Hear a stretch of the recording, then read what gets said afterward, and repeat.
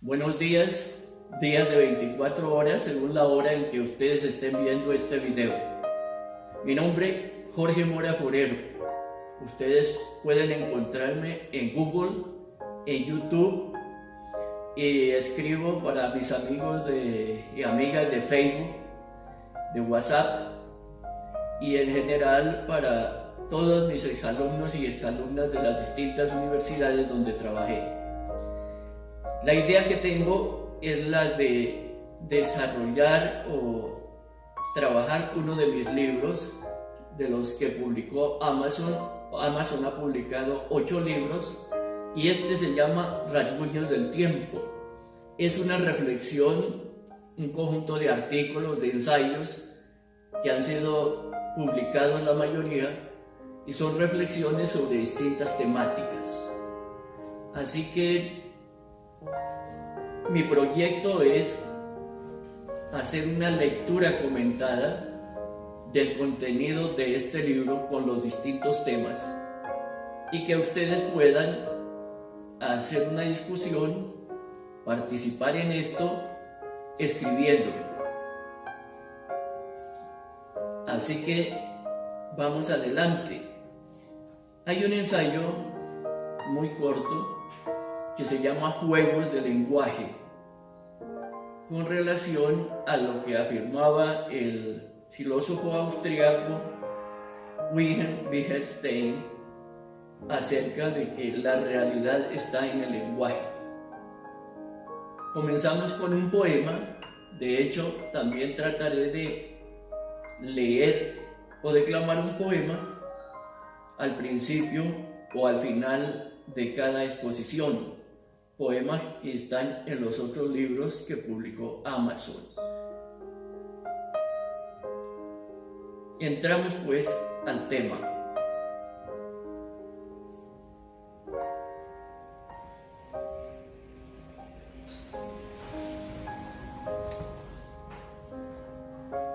Juegos de lenguaje.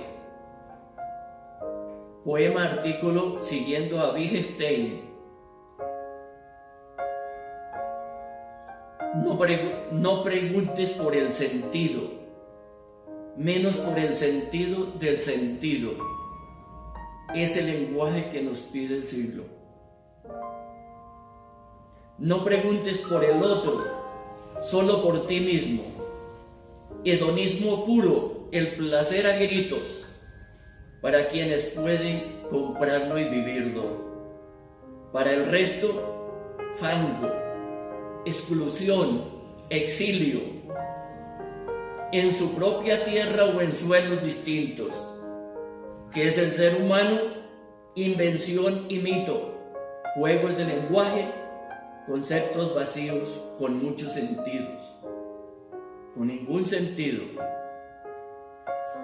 Silencio, silencio que ruge la guerra, misiles que liberan con olor a sangre, cabezas que ruedan, hogueras que matan, venganzas salvajes, juegos de lenguaje, y bombas racimo maestras de muerte, pedazos humanos que salvan derechos humanos. Silencio por la muerte de lobos. Como ven ustedes, el poema tiene como fondo toda esta mentalidad de lo que se llama la posmodernidad y que para mí es neomodernidad, dado que esa problemática que se nos está presentando ahora estaba implícita en el pensamiento moderno. Ahora vamos a hacer una reflexión acerca del sentido del lenguaje con relación a lo que afirmaba este pensador Ludwig Wittgenstein, 1889-1951, acerca de la realidad entendida como juego de lenguaje. Para este famoso pensador, La realidad está en el lenguaje. Entonces lo que hay que investigar no es la realidad, sino el lenguaje. Todo se reduce, como se ha dicho, a lo que él llama juegos de lenguaje. Así se diga o se interprete que este último es solo un instrumento mediador. De todas maneras, este planteamiento deja de lado, 1, que aquel que investiga, el investigador, y el lenguaje, el instrumento mediador, o su lógica, forman parte de esa misma realidad investigada, lo que hace imposible la famosa neutralidad valorativa de que han hecho gala los positivistas y neopositivistas de todas clases. 2. Deja de lado que el lenguaje es instrumento del poder, elemento del cual no quiere hablarse, o al que se hace sinónimo de autoritas, legitimada en algún tipo de consenso democrático, externalizado por la consignación de una papeleta en una urna, por el envío del voto al centro electoral con una persona de confianza o por correo electrónico, sin importar los condicionantes del compromiso. No puede ignorarse que el poder marca la estatura de los hombres desde su nacimiento y que los que escapan lo hacen obedeciendo y acomodándose a esa lógica, así se vuelvan revolucionarios, pues lo que hacen las revoluciones es instaurar el poder de un nuevo grupo, a veces no tan nuevo. 3. Las palabras no son inocentes. El lenguaje no es solamente algo descriptivo, y ya de hecho toda descripción implica unos parámetros prejuiciados, sino indicativo. Asigna nombres, funciones, maneras, correctas o incorrectas, de pensar y de actuar. Establece lo que es verdad y lo que no lo es, lo que es racional y lo que es irracional. Programa las mentes logrando que ellas y sus cuerpos acepten que son mercancías que pueden ofrecerse orgullosamente. Se han dado casos en que se han registrado los cuerpos como propiedad privada para hacer con ellos lo que se quiera. Es la aceptación expresa de que el cuerpo es una mercancía y que puede exhibirse y venderse. Y eso arranca desde el modelaje, pasa por otros campos como los deportes en que los jugadores son vendidos y comprados, la política en que los candidatos son apoyados a cambio de que cuando sean legisladores hagan leyes interesadas, que si son ejecutivos asignen contratos con formularios marcados o sin ellos, y si son jueces o magistrados que fallen o interpreten la ley en derecho, non santo. Y llegan estas compraventas hasta la llamada prostitución, la otra llamada así despectivamente y sobredimensionada con lo femenino. Las anteriores tienen nombres elegantes que no avergüenzan, es más, honran, que de acuerdo con su etimología, prostitución significa ofrecerse en venta pública. Vergüenza pública, la prostitución de lujo se llama servicio, la obligada por la necesidad de supervivencia o por la violencia misma de los traficantes de carne humana es considerada vergüenza pública. Vergüenza pública debería ser que haya prostitutas sin prostitutos. Y no me refiero al sexo de las y de los que venden, sino también a los y a las que las hay que compran. La venta no se da sin compra. Prostitución es esta compraventa. Vergüenza pública de cualquier sociedad, máxime si se llama cristiana. Pero volviendo al hilo del discurso, el hecho es que convertido el cuerpo en mercancía y desde la ideología dominante, ya no hay explotación sino intercambio de bienes y servicios. en el reino, que no república, del mercado, el reino de la libertad por excelencia. 4. De esta manera los juegos del lenguaje ocultan los juegos del poder que implican siempre explotación y exclusión. Pero a esta vivencia se le llama ejercicio de la libertad, competencia y competencias, sociedad abierta, sociedad de logros, realización de sueños, de los cuales el sueño americano ha sido el prototipo. Competencias, logros, ¿no nos recuerda esto la formación que dan los sistemas educativos actuales? Vaya juegos de lenguaje. No se trata de culpar a Wittgenstein de nada. Es posible que no haya querido decir eso, que fue malinterpretado, que se le sacó de contexto. O es posible que tenga razón, que todo sea juegos de lenguaje. También es posible que la vida misma sea toda un juego. Claro, para las mayorías, un juego perverso. Por otra parte, se dirá que las palabras también liberan. Pero, ¿cuánta sangre, sufrimiento y lágrimas ha costado a la humanidad cada liberación? Que al final acaba en las mazmorras de los dictadores o en las cadenas del mercado, que con sus necesidades reales o ficticias engolosina o traumatiza las mentes robotizadas con sus imágenes a nivel mundial. En este espacio el lenguaje es el mercado. Quien no lo entiende se convierte en un desheredado de la fortuna o en un menos favorecido. Qué hermosas metáforas puede construir el lenguaje sobre la degradación humana. Qué hermosas metáforas para someter.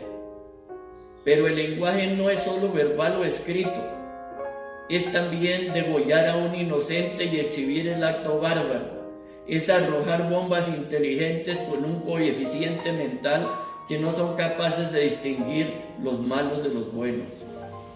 Cuando mueren estos últimos, o sea los buenos, y casi siempre son la mayoría, se utiliza otra metáfora inofensiva: daños colaterales. En Irak han sido más de 100.000, en Siria, en Libia, en Nigeria, en Sudán, en Ucrania, en Colombia, en México. Si uno fuese creyente, podría aventurar que el cielo jamás programó tanto espacio para alojar a los daños colaterales del infierno. Lenguaje es también saber que ocurren estas cosas y mirar para otro lado, o sacudir los hombros porque nada de ello nos importa. Es aceptar que la guerra es el modo natural del vivir humano. A propósito, dado que la Organización de Naciones Unidas está incapacitada para evitarla, debería declarar a la guerra como patrimonio cultural de la humanidad. Todos sentiríamos que nos pertenece, por acción o por omisión. Es más, si aceptáramos que los seres humanos tienen 3 grandes tipos de valores, como son la religión, la justicia y el dinero, todos estarían representados en ese patrimonio cultural. Por eso hay guerras sagradas o guerras justas o guerras necesarias. Siempre habrá argumentos para justificarlas. Será la defensa de los dioses o de algo que los dioses o la tradición sacralizada nos han entregado. O puede ser la presencia del enemigo que cambia de rostro permanentemente y que salta el muro que nos protege. Muro que se debilita a medida que descienden los indicadores de la economía y asoma el fantasma de la recesión y detrás de ella el monstruo de la depresión. Entonces, los industriales y negociantes de la guerra fabrican los productos mortales. Los políticos inventan las guerras externas o internas y los gobiernos, endeudándose, es decir, endeudando a los ciudadanos, compran esos instrumentos mortíferos disponiendo de las vidas propias, héroes, y ajenas, demonios, para impulsar las deprimidas bolsas de valores donde el capitalismo especulativo se realiza. Los políticos no se ponen de acuerdo para asignar recursos a la salud, como lo hemos visto ahora frente al coronavirus, a la educación, a la vivienda o a los servicios sociales en general. Pero suenan los tambores de guerra que casi nunca están silenciados e inmediatamente, casi por unanimidad, aprueban las partidas para que las carnicerías estén bien nutridas. Los medios de comunicación graban en nuestros ojos y en nuestras mentes con imágenes estratégicas que estamos frente a una cruzada o a una yihad que es justa y necesaria, para que no perdamos nuestro ser, que es nuestra manera de ser, o sea, de consumir, o de conservar tradiciones medievales y machistas ancestrales. Entonces, nada de críticas, guardemos silencio que ruge la guerra, con su estruendoso ruido de destrucción. ¿Qué le vamos a hacer? Marte es nuestro eterno compañero. Cuando la muerte es ajena, ya sea por geografía, por etnia o por raza, o por estratificación social, carne de cañón, de daga, de AK-47 o de bomba inteligente, no provoca dolor porque es solo un número, nada más. Juegos de lenguaje. Podemos concluir también que la guerra es justa y necesaria porque Dios, o la palabra con que se nombre a la divinidad, está de nuestro lado. Es una buena síntesis y no hay mejor argumento para respaldarla. Lo decimos nosotros y lo dicen los de allá, los de afuera, los que no son como nosotros, los que no son humanos, esos a quienes desde la excluyente concepción griega eran llamados bárbaroi y que según Aristóteles habían nacido para ser esclavos. A ellos queremos hacerlos desaparecer humanamente.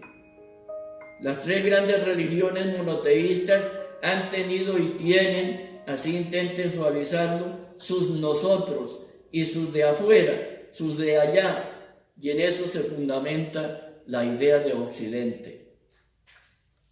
Pobre idea la que tenemos de lo humano, los humanos, y más pobre aún la que tenemos de la divinidad, acomodada a nuestros vulgares intereses a través de todos los tiempos y lugares, construida a nuestra imagen y semejanza de acuerdo con nuestras pasiones.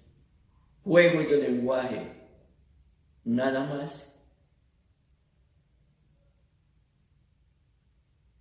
Continuaremos con este tipo de ensayos, de escritos, para que ustedes reflexionen y puedan escribir, decir si están de acuerdo, si no están de acuerdo, siempre con argumentos y siempre con un lenguaje decente.